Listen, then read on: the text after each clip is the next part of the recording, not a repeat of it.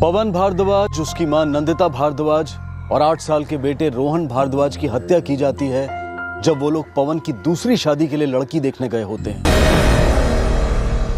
दोनों विक्टिम के सर के पीछे से गोली मारी गई, मौके पर ही मौत हो गई होगी। यानी गोली चलाने वाला विक्टिम के ठीक पीछे ही खड़ा था। इन दोनों की मौत हुए लगभग 4 से 5 दिन हो गए होंगे, क्योंकि लाशें काफी सड़ चुकी हैं। ये लोग 16 अप्रैल को अपने घर से निकले थे आजमगढ़ के लिए और उसी दिन से लापता थे। पवन भारद्वाज के बेटे रोहन की लाश आउटर इलाहाबाद पुलिस को मिली थी और उसकी गाड़ी बनारस पुलिस को हाईवे पर से मिली थी। कुंदन, इस ट्रिपल मर्डर की क्या वजह हो सकती है? एक बार ये पता चल जाए तो कब, कैसे, किसने ये कांड किया है, ये जानने में ज्यादा वक्त नहीं लगेगा। सर, इस वक्त हमारे पास 3 सस्पेक्ट्स हैं जिनके पास वजह हो सकती है इन तीनों को मारने की।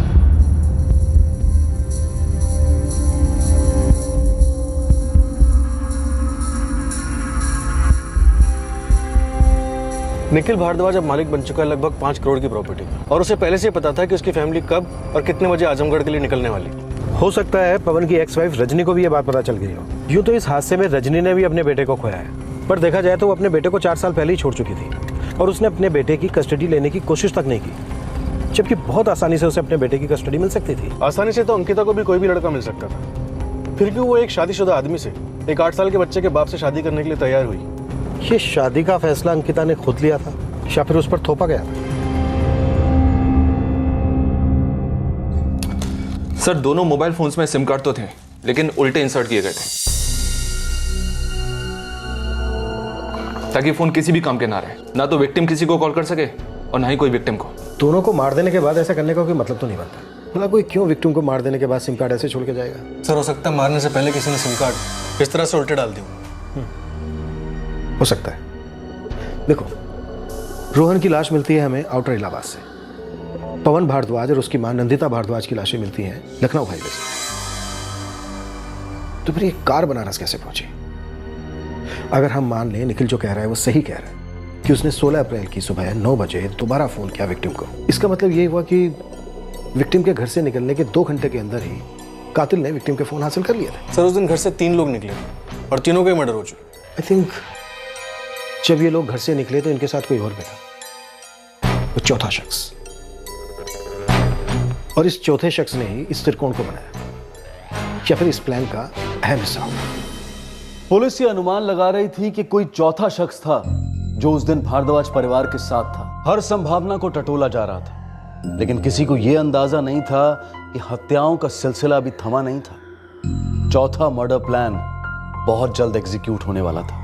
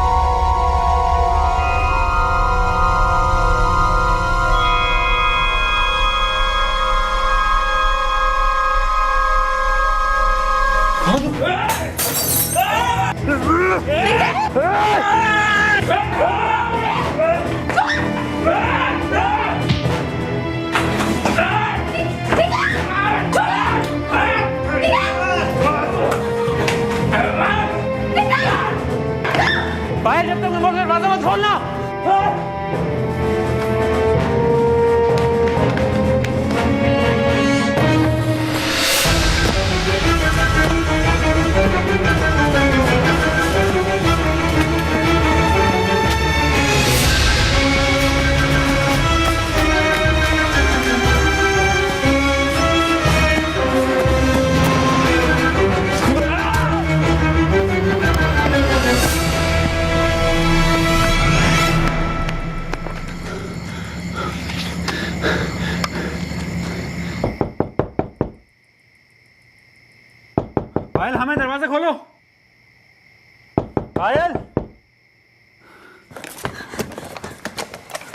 निखिल,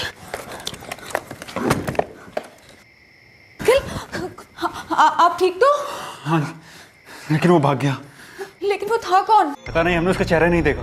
वो घर के अंदर आया कैसे निखिल? आपने कुंडी लगाना भूल गए थे क्या? हमें याद है, हमने दोनों कुंडियां लगाई थी।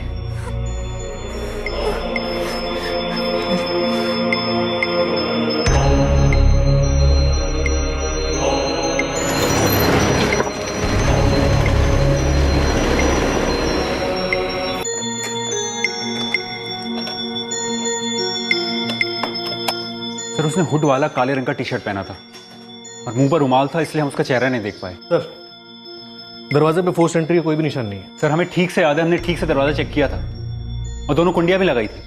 निखिल, जैसा कि आपने हमें बताया, आप यहाँ अंदर के कमरे में सो रहे थे, राइट?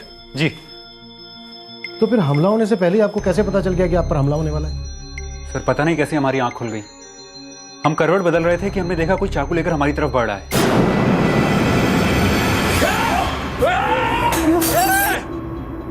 लेकिन उसका वार चूक गया। फिर वो हमें धक्का देके भाग गया। हमने उसका पीछा भी किया, लेकिन वो बच के निकल गया। आपने उस आदमी का चेहरा देखा था क्या? नहीं सर, हम तो सो रहे थे। गिलास टूटने की आवाज से हम उठे और हमने देखा कि उस आदमी के हाथ में चाकू था और वो निखिल के साथ हाथापाई कर रहा था और हम इतना घबरा गए थे कि हमारे हाथ पैर सुन्न हो गए थे। समझ में ही नहीं आ रहा था कि हम क्या करें। सर, कोई हमें और हमारी पत्नी को मारने की कोशिश कर रहा है। निखिल, कुछ ही दिन पहले आपकी फैमिली के 3 लोगों का मर्डर हुआ है। आपके परिवार की किसी के साथ कोई दुश्मनी थी क्या? सर, अगर कोई दुश्मनी होती हम आपको पहले ही बता देते। हम सीआरपीएफ में ऑफिसर हैं, 11 महीने ड्यूटी पे रहते हैं, घर से मीलों दूर। आपके भाई की किसी के साथ कोई दुश्मनी, फलों के बागान को लेकर या प्रॉपर्टी को लेकर? भैया ने तो कभी इस बारे में कुछ नहीं बताया। सर, हमें तो कुछ समझ में नहीं आ रहा, कौन कर सकता है ये हमला? सर, अब तक हम निखिल को सस्पेक्ट मान रहे थे, लेकिन कल रात उसी पर ही हमला हुआ। ऐसा लग रहा है कि वो पूरे भारद्वाज खानदान को खत्म करना चाहते हैं। कुंदन, ये हमला नाकामयाब रहा या फिर प्लान ही था एक नाकामयाब हमले का? सर, आपको लग रहा है कि निखिल और उसकी बीवी हमसे झूठ बोल रहे हैं? लग तो ऐसा ही रहा है कि हमला दिखावे के लिए किया गया, ना कि मारने के लिए। निखिल अच्छी तरह से जानता है कि वो भी हमारा एक सस्पेक्ट है। अगर हमने उसको विक्टिम मान लिया तो हमारे शक के रडार से बाहर निकल जाएगा और हम किसी और ही दिशा में इन्वेस्टिगेट करने लगेंगे। Right sir. कुंदन, अब तो यकीन होने लगा है कि इस कांड में कोई चौथा शख्स भी शामिल है और उसी ने ये तीनों खून किया है।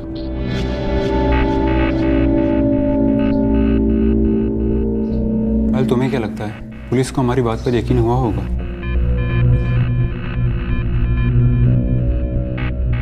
हमने अपना बच्चा खोया है साहब, जिसे हमने जन्म दिया था। आपने अपने बेटे को तो 4 साल पहले ही खो दिया था, जब आपने अपने पति पवन का घर छोड़ा था। सब यही सोचते हैं कि हमें अपने बच्चे की परवाह नहीं थी। सौरती थे हम, बहुत बुरी माँ है,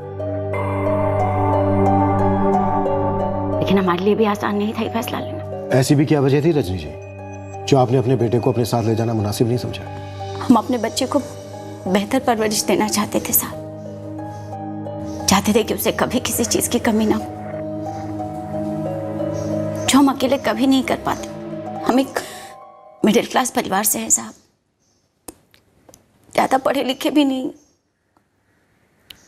पवन के पास पैसों की कोई कमी नहीं थी, बड़ी मुश्किल से हिम्मत जुटा पाई थी पवन से अलग होने के लिए। भरोसा नहीं था खुद पर साहब कि अपने बच्चे की सारी जरूरतें जिंदगी भर पूरा कर पाएंगे या नहीं। फिर ये फैसला लिया कि रोहन के भविष्य के लिए यही अच्छा होगा कि वो अपने पिता के साथ रहे।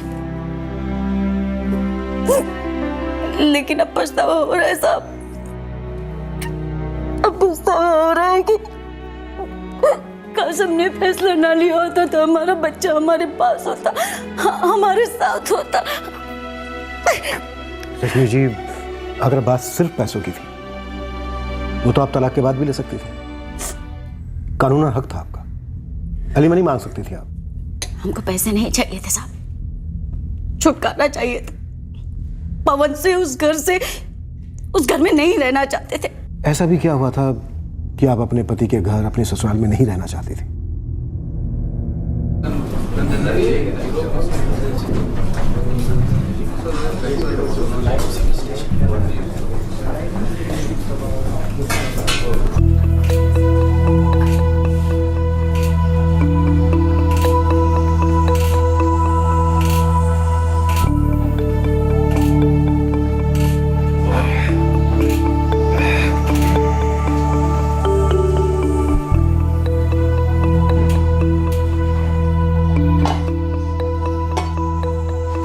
शादी से पहले ही जानती थी ना तुम कि पवन को पीने का शौक है? जी, बताया था आप लोगों ने कि उन्हें पीने का शौक है, लेकिन ये नहीं बताया था कि उन्हें पीने की आदत है। और हाँ, अपने बेटे की और एक खासियत बताना भूल गई थी आप, कि उन्हें अपनी जिम्मेदारियों का बिल्कुल भी एहसास नहीं। तमीज से बात करो रजनी, हम सुन रहे हैं। इसका मतलब ये नहीं कि तुम हमें कुछ भी सुनाती चली जाओगी। मानते हैं हम कि हमारे बेटे में कुछ कमियां हैं, पर तुम तो उसकी पत्नी हो ना, सुधारो उसे। पति अगर बहक जाए तो पत्नी की जिम्मेदारी बनती है कि उसे सुधारे। आपने अपनी जिम्मेदारी निभाई थी माँ जी, माँ होने की जिम्मेदारी। रोका था उन्हें जब वो शराब के आदी हो रहे। बस रजनी। शादी के बाद सोचते थे कि वक्त के साथ पवन समझ जाएंगे, लेकिन वो नहीं समझे। रोहन के आने के बाद लगा कि बाप बनने के बाद अपनी जिम्मेदारी समझेंगे, लेकिन उनमें कोई फर्क नहीं पड़ा। धीरे धीरे हम ये बात समझ गए सर कि आदमी नहीं सुधर सकता। 4 साल तक खाली रोहन की वजह से बर्दाश्त करते रहे सर। अगर वहां रहते तो पागल हो जाते, पता नहीं क्या कर बैठते। इतनी घुटन, इतना गुस्सा।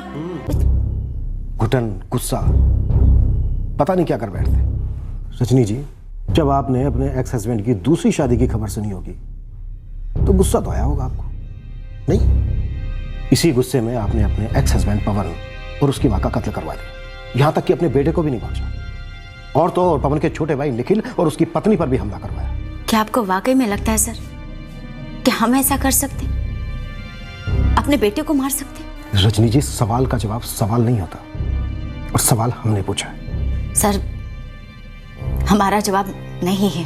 एक और सवाल पूछेंगे आपसे रजनी जी, और आई एम श्योर इसका जवाब आप ना नहीं कह पाएंगे। रजनी जी, 26 अप्रैल यानी कल रात 12:45 पर निखिल पर हमला होने के तुरंत बाद आपको एक कॉल आया था।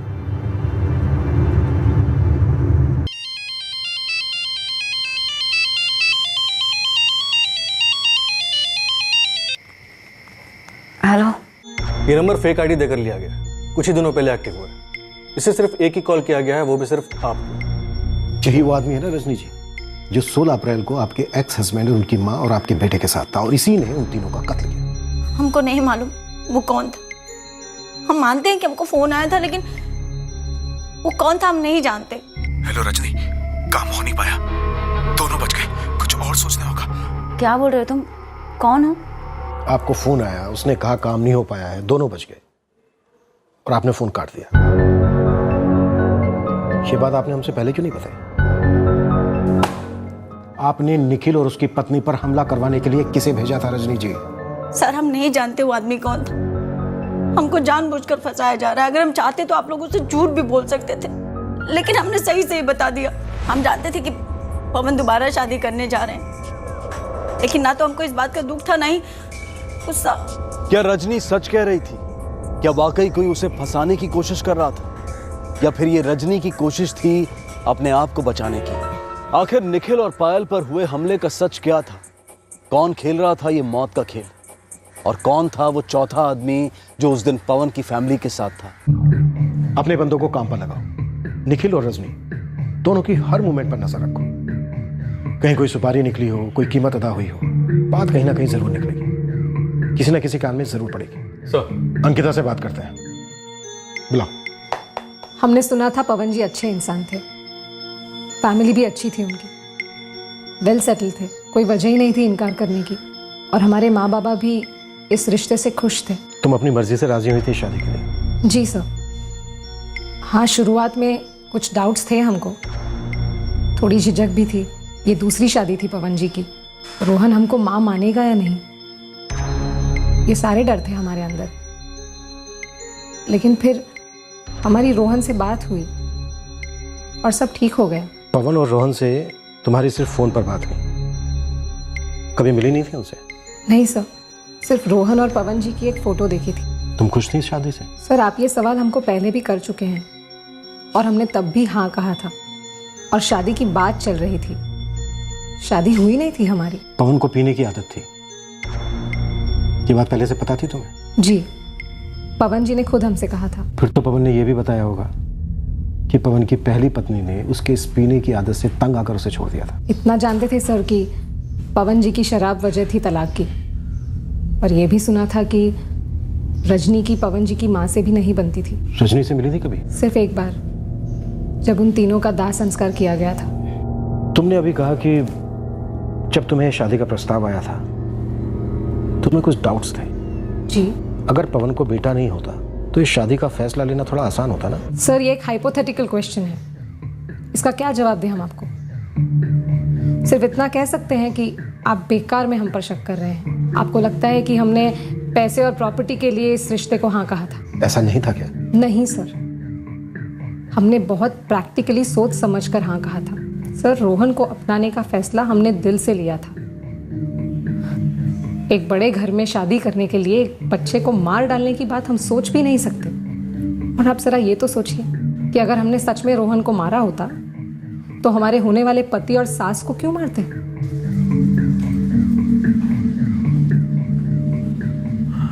पायल, हम अगले हफ्ते असम के लिए वापस निकलेंगे। हमें ड्यूटी भी वापस ज्वाइन करनी है और इस घर में मन भी नहीं लगता। आपकी पुलिस से कुछ बात हुई?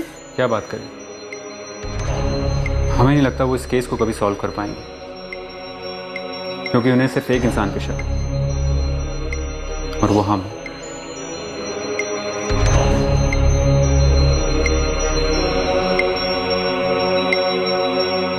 सर, दिन रात अलग अलग टीम्स नजर रख रही हैं इन तीनों पर, एक एक हरकत ट्रैक की जा रही है इनकी, लेकिन अभी तक इन तीनों ने किसी चौथे शख्स को कांटेक्ट नहीं किया और ना ही उस चौथे शख्स ने इन तीनों में से किसी को। चौथे आदमी के होने की संभावना सिर्फ एक अनुमान था, एक थ्योरी, क्योंकि 8 साल के रोहन भारद्वाज की गला दबाकर हत्या की गई थी। पवन और उसकी मां पर क्लोज रेंज से फायर किया गया था। जो 3 लोग साथ में सफर पर निकले थे वो मारे जा चुके थे, लेकिन सफर में इस्तेमाल हुई गाड़ी कहीं दूर वीराने में पड़ी मिली थी। जाहिर सी बात है कि गाड़ी को हादसे की जगह से दूर ले जाने वाला कोई चौथा शख्स था। इस संभावना को सच साबित करने के लिए सबूत की जरूरत थी और अचानक पुलिस के हाथों वो सबूत लगा। एक ट्रांजैक्शन हुआ था पवन भारद्वाज के अकाउंट से। किस तारीख को हुआ था ये ट्रांजैक्शन? 16 अप्रैल 2015 को एटीएम से पैसे विड्रॉ किए गए थे। कौन से एटीएम से? ओरैया ब्रांच के एटीएम से। सर, मैंने पवन और निखिल के बैंक अकाउंट चेक करने के लिए कहा था और पवन के बैंक ट्रांजैक्शन से एक बात सामने आई है। क्या? सर, 16 तारीख, जिस दिन ये तीनों आगरा से निकले थे, उस दिन औरैया के एक एटीएम से पवन ने पैसे निकाले थे दोपहर 3:05 पर। उस एटीएम के सीसीटीवी का फुटेज मंगवाओ।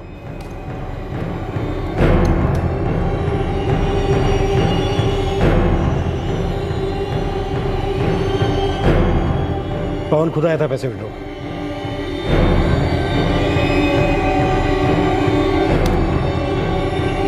मेरा अंदाजा बिल्कुल सही था कि कोई चौथा आदमी भी था। ये रहा वो चौथा आदमी। शक्ल ठीक से नहीं दिख रही। सर, एक कैमरा सीसीटीवी एंट्री गेट के ऊपर भी लगा हुआ है।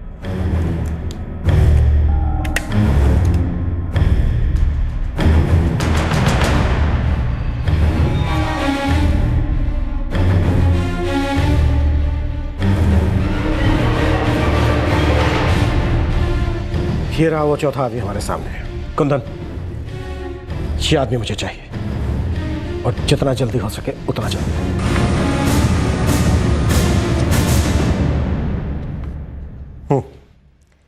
इस केस का राज यही आदमी खोल सकता है। सर, गोविंद खबरी को काम सौंपा है, जल्दी न्यूज मिल जाएगी।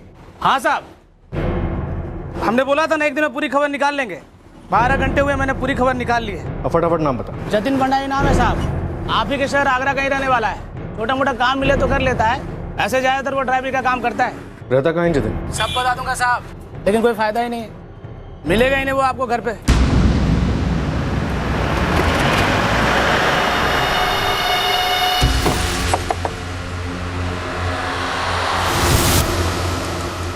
जी, जतिन का है?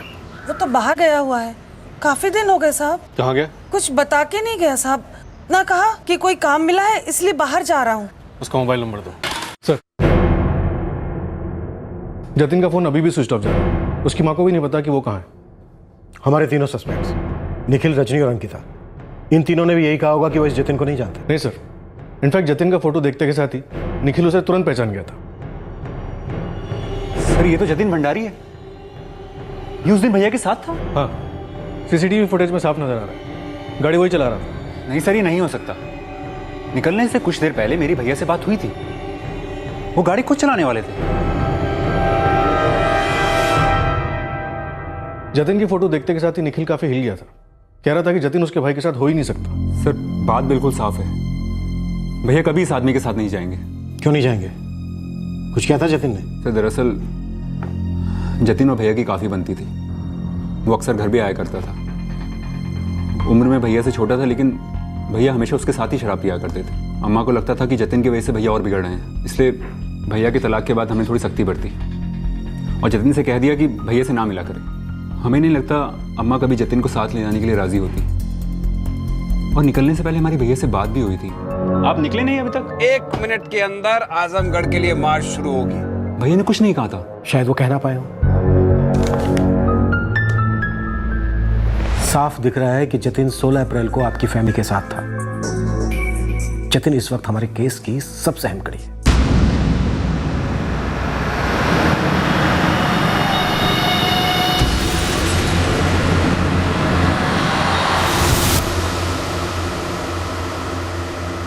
इस ट्रिपल मर्डर केस में चौथे इंसान के इन्वॉल्वमेंट की थ्योरी सच साबित हुई और अब पुलिस उस चौथे शख्स यानी कि जतिन भंडारी को ढूंढने में लग गई। लेकिन अतीत में दफन कई राज अब भी सामने आने बाकी थे। अवाक और अचंभित करने वाली सच्चाई सामने आए उससे पहले एक हल्का सा झटका पुलिस को तब लगा जब जतिन भंडारी अपने आप पुलिस के सामने पेश हुआ।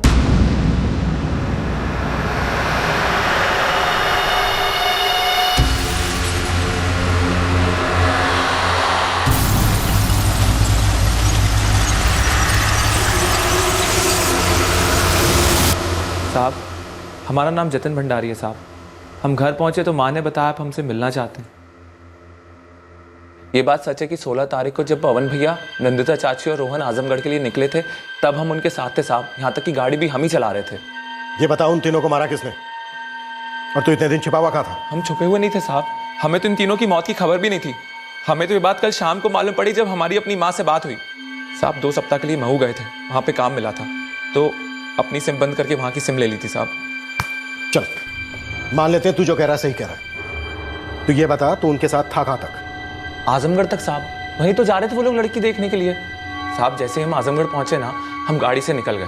पवन भैया गाड़ी लेके आगे निकल गए, हमने बस पकड़ी और पहुंच गए मऊ। इतना पिटेगा, इतना कुटेंगे तुझे कि तू सीधा पहुंचेगा आईसीयू। सच बोल, सच। अब हम सच बोल रहे हैं साहब, हम सच बोल रहे हैं। सच बोल रहा है तू? हाँ? पवन की गाड़ी मिलती है बनारस से, रोहन की लाश मिलती है इलाहाबाद से, पवन और उसकी मां नंदिता की लाशें मिलती हैं लखनऊ से और उनके फोन स्विच ऑफ होते हैं इटावा में। और तू कह रहा है कि तू उन्हें आजमगढ़ छोड़कर निकल गया। साहब हमने उन्हें आजमगढ़ ही छोड़ा था, हमें टाइम भी याद है, लगभग शाम के 7:30 बजे थे साहब। तेरी ये बात भी सही मानी। अब ये बता, तू उनके साथ क्यों गया था? एक रात पहले 15 अप्रैल को हम पवन भैया के साथ बैठ के शराब पी रहे थे। हर बार की तरह उन्होंने थोड़ी ज्यादा शराब पी ली थी। सर पवन भैया की हालत नहीं थी कि वो खुद घर जा पाए, इसीलिए हम खुद उन्हें छोड़ने गए थे।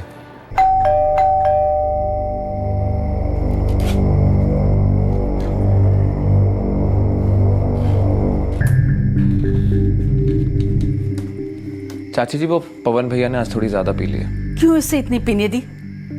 तुम्हें पता है ना कल हमें आजमगढ़ जाना है और गाड़ी भी तो इसे ही ड्राइव करनी है। सर आगरा से आजमगढ़ का रास्ता लगभग 10-12 घंटे का है।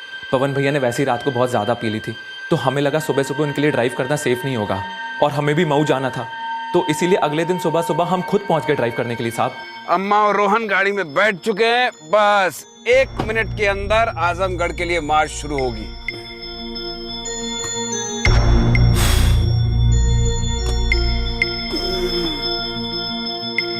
तुम चला पाओगे गाड़ी? लाओ भैया हम चला लें। नमस्ते चाची। अरे जतिन तुम यहाँ? अरे भैया मैं मालूम था आपकी कल की उतरी नहीं होगी, इसीलिए हम खुद आ गए। देखो भैया ऐसा है, हमें जाना है मऊ, तो आप है ना आजमगढ़ तक अगर आप कहो तो हम ड्राइव कर लेते हैं, तब तक आप आराम कर लो, क्या बोलते हो?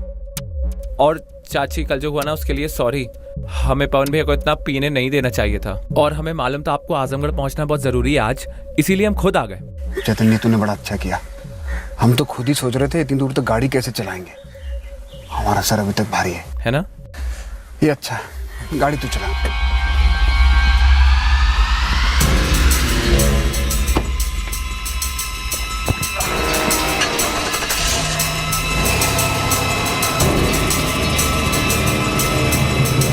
हम निकल गए आजमगढ़ के लिए। बीच में हॉल्ट कहाँ लिया था? साहब लगभग सुबह के 9 बजे एक ढाबे पे रुके थे हाईवे पे नाश्ता करने के लिए। 2 बजे के करीब दोपहर का खाना खाया और हाँ 3 बजे एक ATM पे रुके थे, पवन भैया कुछ पैसे निकालने थे। उसके बाद हमने सीधी गाड़ी चलाई। तब तक पवन भैया की हालत थोड़ी ठीक ठाक हो गई थी। जैसे ही आजमगढ़ पहुंचे पवन भैया ने गाड़ी संभाल ली और हम निकल गए मऊ के लिए। साहब पूरे रास्ते तीनों बहुत खुश थे साहब, हमें तो खुद समझ में नहीं आ रहा ये कैसे हुआ।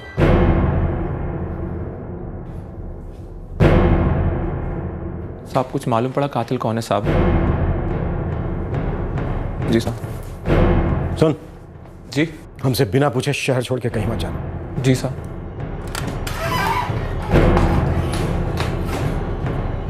कुंदन सर, इस जतिन भंडारी की कुंडली निकालो। आई एम श्योर इन तीनों मर्डर में ये इन्वॉल्व है। निखिल, रजनी, अंकिता, इन तीनों में से किसी ना किसी एक के साथ इसका कनेक्शन जरूर होगा। जतिन पर कड़ी निगरानी रखी गई। अगले दिन जतिन के कॉल रिकॉर्ड्स पुलिस के हाथ में थे।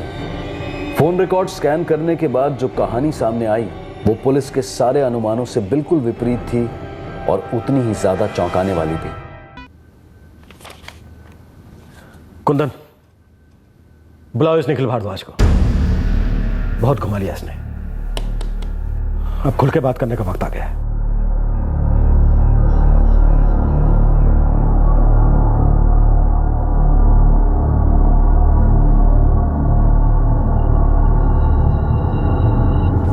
निखिल, जिस तरह से तीनों मर्डर हुए, बात बिल्कुल साफ है कि प्लानिंग बहुत पहले से की जा रही थी। ऐसा नहीं है कि अचानक 15 अप्रैल को जतिन तुम्हारे भाई से मिला, खूब दारू पिलाई और उसके अगले दिन 16 अप्रैल को गाड़ी चलाने की ऑफर की।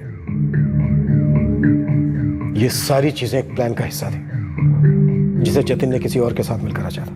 साहब हमने तो सामने से आके खुद सब कुछ सच सच बताया था आपको साहब, फिर क्यों पकड़ के ले जा रहे हो साहब? डालो से साहब। हमें जानकर बड़ी हैरानी हुई कि पवन भैया ने फिर से जतिन के साथ मेलजोल बढ़ाया। उस दिन जतिन भैया के साथ था। ये बात भैया ने हमसे छुपाई। छुपाने को तो तुमने भी हमसे बहुत कुछ छुपाया निखिल, जो तुम अब भी बताने में हिचकिचा रहे हो। सर कैसे बताएं, हमें तो यकीन ही नहीं होता। पायल,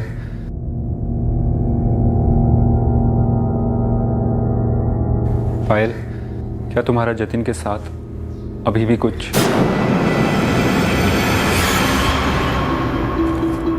निखिल, जतिन कई महीनों से तुम्हारी पत्नी पायल के साथ टच में है। 16 अप्रैल को जिस दिन तुम्हारा भाई आजमगढ़ के लिए निकला, उस दिन भी जतिन की तुम्हारी पत्नी पायल के साथ कई बार बातें हुई थी। सर, शादी के बाद हमारी पोस्टिंग गुवाहाटी में हो गई थी, लेकिन पायल यहीं आगरा में रहती थी भैया और अम्मा के साथ।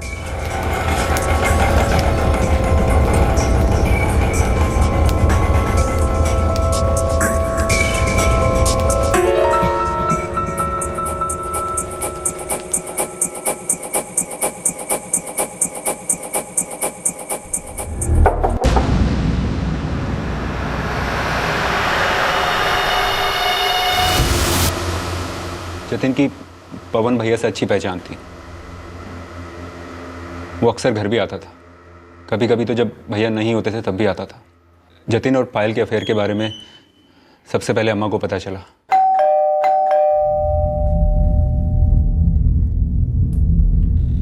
प्रणाम चाची जी, कैसे हैं आप? हम अच्छे हैं। पवन तो बाहर गया है। जी हम जानते हैं, हमें तो वो पायल भाभी ने फोन किया था, उन्हें कुछ काम था ना इसीलिए आए थे हम। अरे जतिन, कैसे हो? आओ बैठो। हाँ।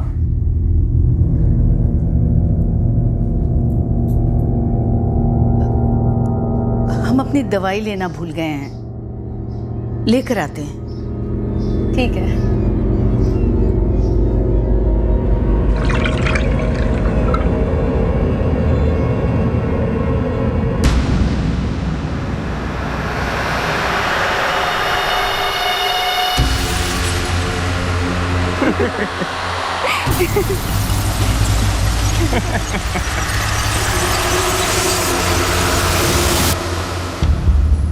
हम जब छुट्टी पर घर आए तब माँ ने हमें सब बताया। फिर भैया ने भी कहा कि उन्होंने भी बातें सुनी हैं पायल और जतिन के साथ में घूमने की। जतिन अक्सर पायल के साथ बेडरूम में होता था। नहीं, ऐसा नहीं है। आप गलत समझ रहे हैं। जतिन को हम सिर्फ एक अच्छा दोस्त मानते हैं। कभी कुछ काम होता है तो बुला लेते हैं। अच्छा, ऐसा भी क्या काम है जो बेडरूम का दरवाजा बंद करके होता है? नहीं, ऐसा कुछ भी नहीं। झूठ मत बोलो, हम तुमसे साफ साफ बात कर रहे हैं। तुम्हें जो भी फैसला लेना है हमें बता दो। अगर तुम जतिन के साथ रहना चाहती हो तो हम तुम्हें तलाक दे देंगे। ये आप कैसी बातें कर रहे हैं? हम ऐसा कभी सोच भी नहीं सकते। देखिए, हमें सिर्फ आपके साथ रहना है। पायल, अगर तुम्हें हमारे साथ रहना है तो जतिन को भूलना होगा। और अब तुम यहाँ नहीं रहोगी, हमारे साथ आसाम चलोगी, समझी?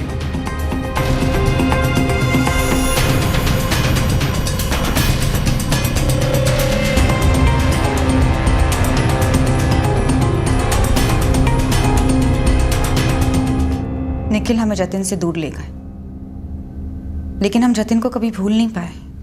निखिल को सब कुछ पता चल गया, उसके बाद भी तुम जतिन के साथ टच में थी। तुम्हारे फोन रिकॉर्ड्स बताते हैं कि 15 अप्रैल को तुम्हारी जतिन के साथ बात हुई थी, जिस दिन जतिन, पवन, तुम्हारी सास नंदिता और रोहन घर से निकले थे, ठीक उससे एक दिन पहले।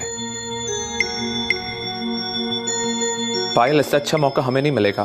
कैसा मौका? कौन सा मौका? मौका हमारे एक होने का। मौका पवन, उसकी माँ और उसके बेटे को रास्ते से साफ करने का। उसे क्या मिलेगा? सब कुछ। उनका घर, उनकी प्रॉपर्टी सब तुम्हारे ही पास आएगी ना, कोई बचेगा ही नहीं। ये सब कुछ इतना आसान नहीं होगा जतिन। तुम हमसे प्यार करती हो ना? हद से ज्यादा। लेकिन जिंदगी साथ गुजारने के लिए प्यार से ज्यादा पैसों की जरूरत पड़ती है। पता है, उसी का इंतजाम कर रहे हैं। इसलिए डरो मत, सब कुछ हम पर छोड़ दो। अब काम पूरा होने के बाद ही तुम्हें फोन करेंगे। पायल को पवन, उसकी माँ और उसके बेटे की हर मूवमेंट की जानकारी थी।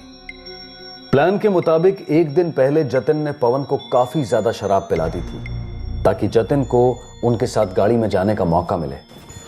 निखिल पायल को ले गया। उनके जाने के बाद हमने फिर से पवन भैया से दोस्ती करी, शर्मिंदा होने का नाटक करा, माफी मांगी। शराब पीने के लिए पवन भैया को एक साथी की जरूरत हमेशा होती थी। आखिर उन्होंने हमें माफ कर दिया। धीरे धीरे उनके घर आना जाना चालू हुआ और हमने माँ जी का भी भरोसा जीत लिया। सिर्फ तुम जानते थे कि उस दिन जतिन क्या करने वाला था। जतिन तीनों को मार चुका है, ये बात भी सबसे पहले तुम्हें पता चली, क्योंकि जतिन ने तुम्हें फोन पर बताया था।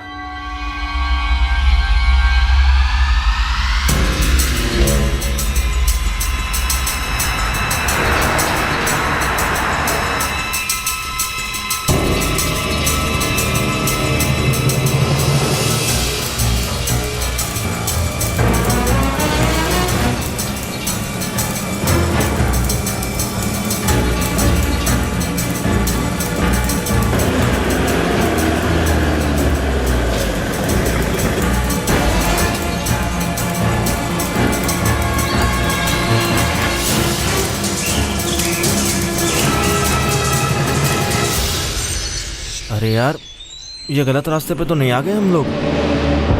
कहाँ पहुंच गए? पहुंचे नहीं भैया जी, पहुंचने वाले हैं। आपके होने वाले ससुराल यहाँ से 1 घंटे का रास्ता है। थोड़ा हल्का होने के लिए रोके, आप भी हल्के हो लो।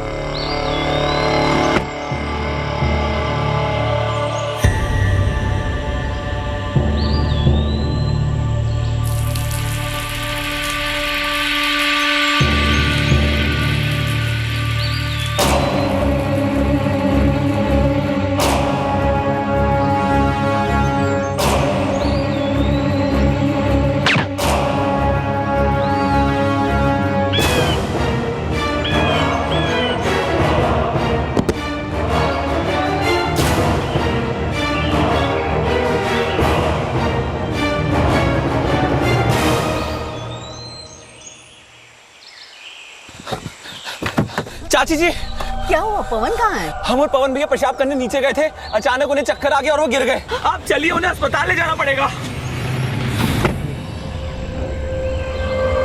कहाँ है पवन? अचानक कैसे गिर गया? जी वो बस इसी तरफ है।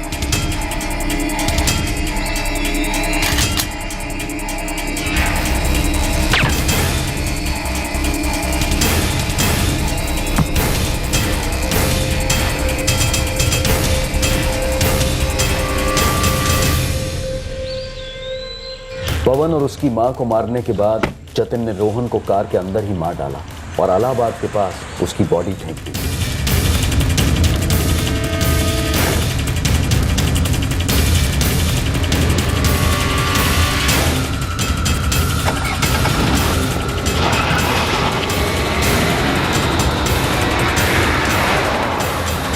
तीनों को मार डालने के बाद जतिन गाड़ी लेकर बनारस पहुंचा ताकि पुलिस को गुमराह कर सके।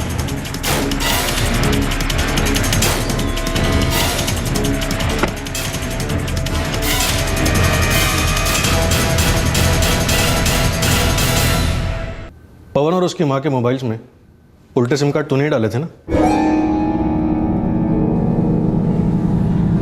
अरे पवन भैया, थोड़ा अपना फोन दीजिए ना, हमारे फोन की बैटरी चली गई है। ये लो, हमारे से फोन करो। मगर 2 पान और लगा दो। हाँ माँ, शाम को 7:30 बजे तक आजमगढ़ पहुंच जाएंगे हम।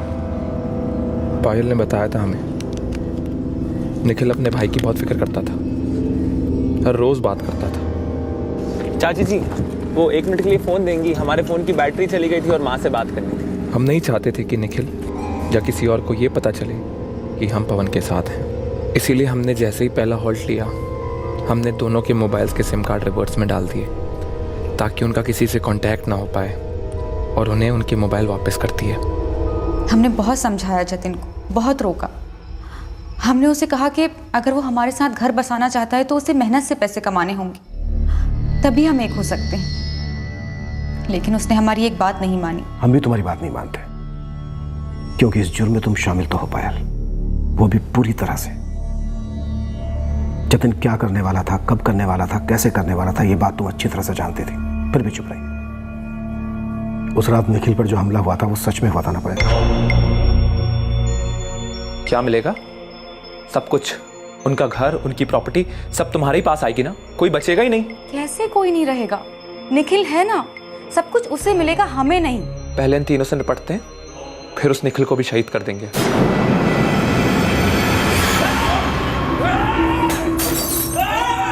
हम सोचे थे निखिल को मार देंगे और पायल को थोड़ा जख्मी कर देंगे ताकि उसके ऊपर कोई शक न करे, और सारा शक रजनी के ऊपर जाए, इसलिए तूने उसे वो फोन किया था। हेलो रजनी, काम हो नहीं पाया, दोनों बच गए। ये आइडिया पायल का था। पायल ने निखिल के दिमाग में ये बात डालने की कोशिश करी थी कि ये सारा कराधरा रजनी का है। शायद रजनी को ये बात जरूर चुभी होगी कि भैया दोबारा शादी करने वाले हैं। बड़ी चालाकी से खिला पायल, अपने आशिक के हाथों अपनी ही फैमिली के 3 लोगों का कत्ल करवा दिया, अपने पति को भी रास्ते से हटाने की कोशिश की और पूरी कोशिश की ये सारे इल्जाम पवन की एक्स वाइफ रजनी पर लगाने की। लेकिन अफसोस, तुम्हारी ये सारी कोशिशें नाकामयाब रही।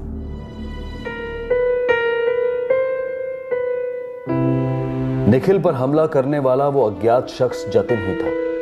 पायल अच्छी तरह से वाकिफ थी कि कब हमला होने वाला था। रोहन की मां और पवन की एक्स वाइफ रजनी अपने मासूम बेटे की मौत से दुखी है। उसे आज इस बात का अफसोस है कि वो अपने बेटे को अपने साथ नहीं ले गई। अंकिता अपनी नई जिंदगी में कदम रखने ही वाली थी कि एक तूफान ने आकर सब कुछ बिखेर दिया। अब अंकिता फिर से एक आम जिंदगी जीने की कोशिश में लगी है। जतिन और पायल ने अपने अरमान पूरे करने के लिए 3 जिंदगियां खत्म कर दी और एक और इंसान को मारना चाहा।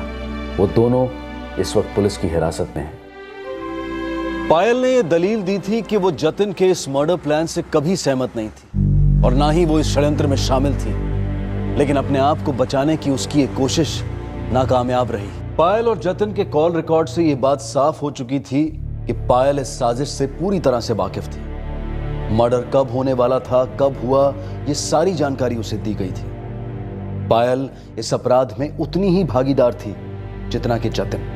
क्राइम ऑफ पैशन, मोहब्बत का अंधा जुनून जब अपराध की शक्ल इख्तियार कर लेता है तब कई जिंदगियां बर्बाद होती हैं। हम अक्सर ऐसे केसेस के बारे में सुनते हैं, पढ़ते हैं जिनमें अपराध की जड़ एक्स्ट्रा मैरिटल अफेयर से जुड़ी हुई होती है, और अक्सर ऐसे केसेस में वो लोग कानून की गिरफ्त में आते हैं जो अपराध के माध्यम से अपनी अधूरी प्रेम कहानी की हैप्पी एंडिंग लिखने की बेवकूफी करते हैं, और अक्सर ये स्टूपिड प्रेम कहानियां क्राइम स्टोरीज बनकर रह जाती हैं। हम आपको बता दें कि कल यानी रविवार को क्राइम पेट्रोल सतर्क का एपिसोड टेलीकास्ट नहीं होगा।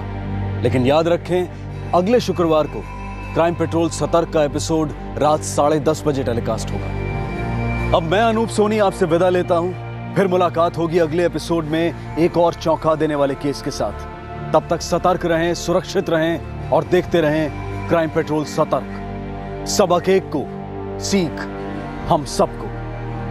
जय Hind. For more updates, subscribe to our channel, click the show links and enjoy watching the videos.